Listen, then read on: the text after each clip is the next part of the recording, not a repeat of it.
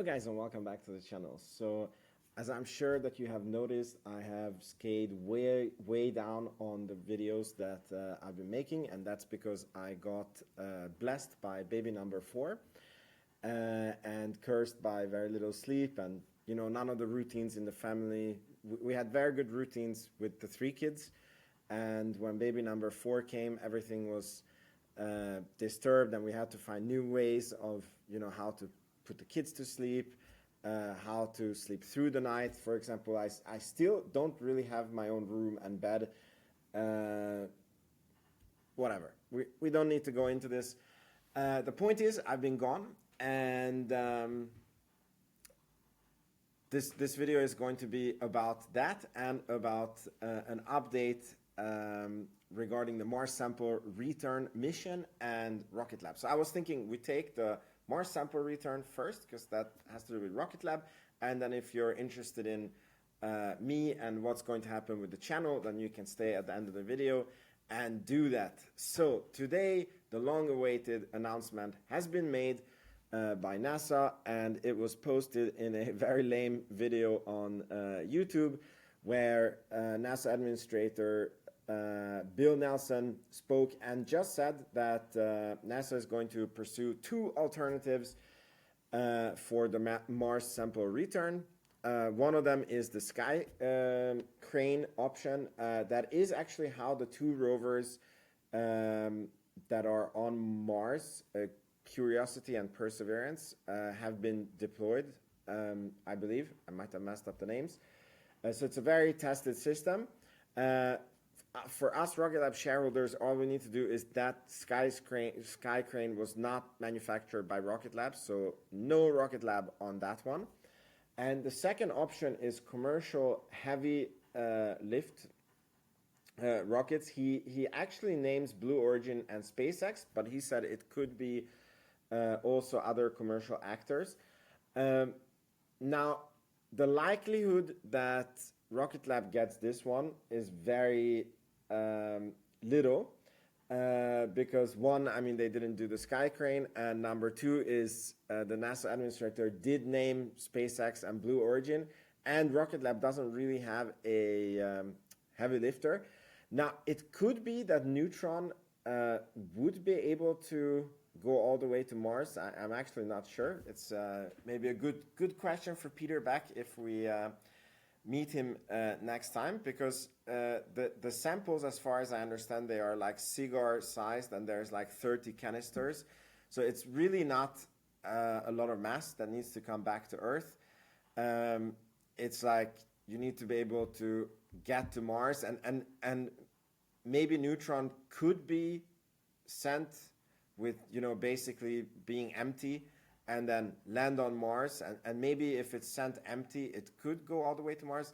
I don't know, this is very technical. I'm not a rocket scientist, but for the stock, all you need to know is that basically it's something that I have been tweeting about, that Rocket Lab has a slim chance of getting the Mars sample return mission, and even if they do get it, I feel like some people were expecting that we were going to get like a $5 billion contract straight away. And I've always been saying that, listen to the interview that Peter Beck gave us, the last interview, where he actually said that the Mars sample return mission would be done over 15 years or 10 years.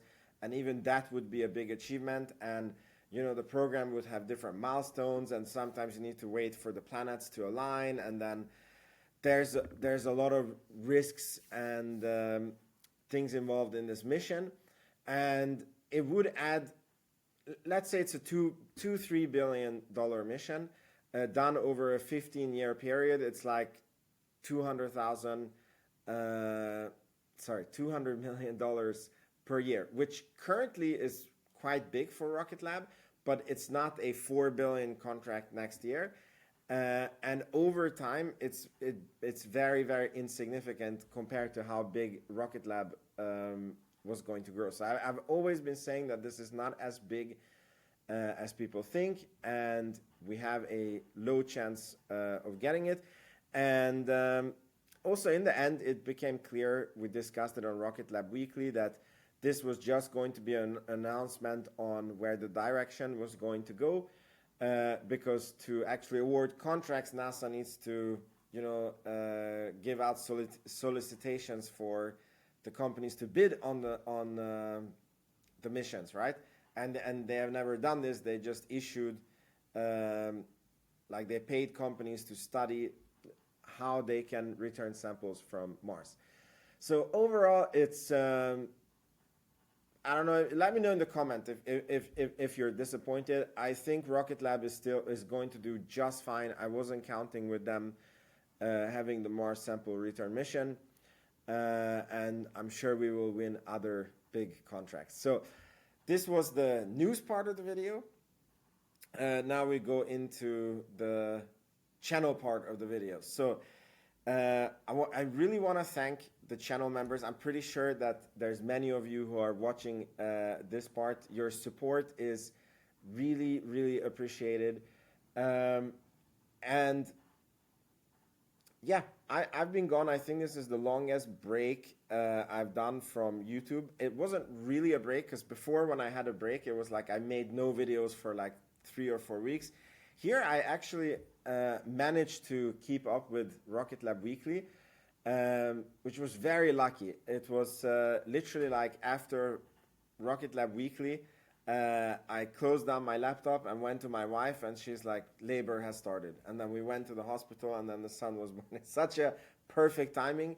And then we managed to come back from the hospital, and so I could do the next Rocket Lab Weekly. So since there is Rocket Lab Weekly, we haven't skipped a week, despite sicknesses, despite anything that could go wrong. So I'm very proud of that, and I very much enjoy doing Rocket Lab Weekly. But I've been doing a lot of thinking on which direction I should take the channel and what I should make videos about. I mention it a lot that as a content creator, I struggle. I really enjoy when I can cover stocks that are very low price-wise, are very undervalued, and are not discovered, and people generally don't like them. Like I kind of like it when I start covering a stock and then I see these comments on Twitter like, I can't believe that you went into that stock, and that stock is not going to do well. And that's how Rocket Lab was. That's how Palantir was. And I feel that when the price goes up a lot, like it has for both of these stocks, it's like I lose my utility as a content creator, because I'm not able to give the same value to the people. But I'm trying. So it's like, I would say it's not as fun for me as a content creator to create content when the stock price is really, really high for these companies. That's number one. Number two is I have 4 kids. There is different changes also in my company, and the point is that in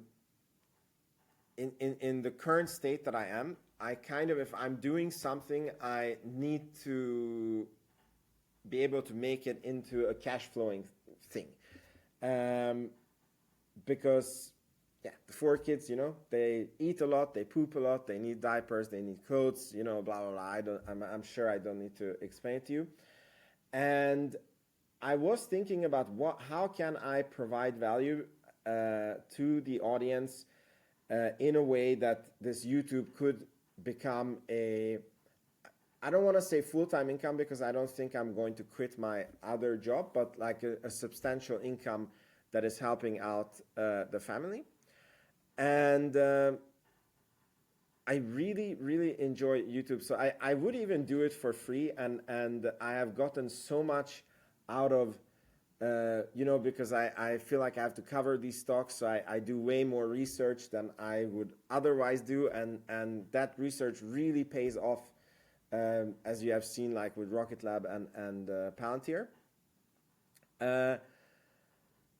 So yes, what I'm trying to say is most probably I'm going to do a lot of content about, selling options and creating income with options. And I think I'm going to keep all the Rocket Lab content. possibly Palantir. I don't know. I'm not so like the valuation on Palantir for me is so like I don't get it at all, and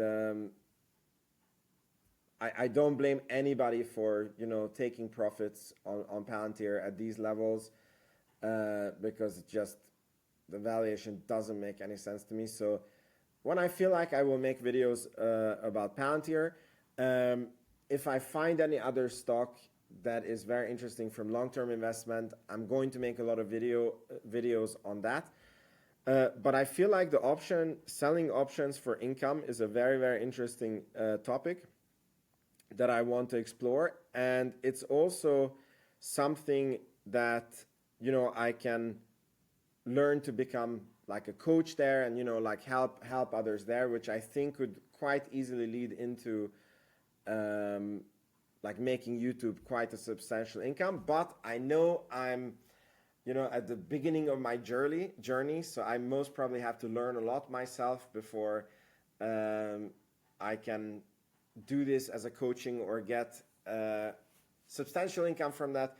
But I'm 100% willing to, put in a year or 2 or 3 to prove that I can do this and, then help you guys out. So this is the plans for the channel. Why is my monitor turning off? I'm going to try to be making 1 video a day.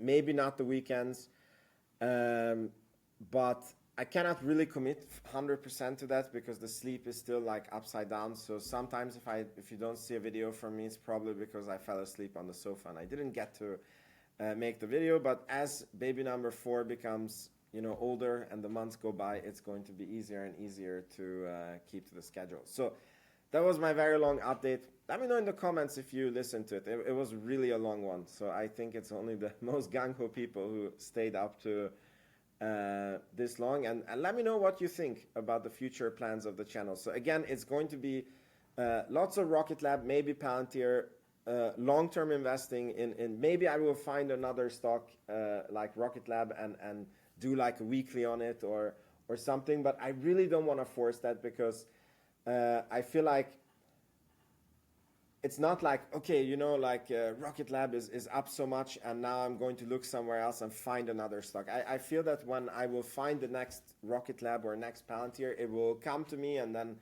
I will have this gut feeling that, okay, this is the next one. And I don't want to force that, because I feel that that's when you make mistakes as an investor. So that's the long-term investment segment of the channel. And then I'm going to be doing videos about selling options for income and what's the risk, what's the pros, what's the trades that I'm making and how to how to win with that.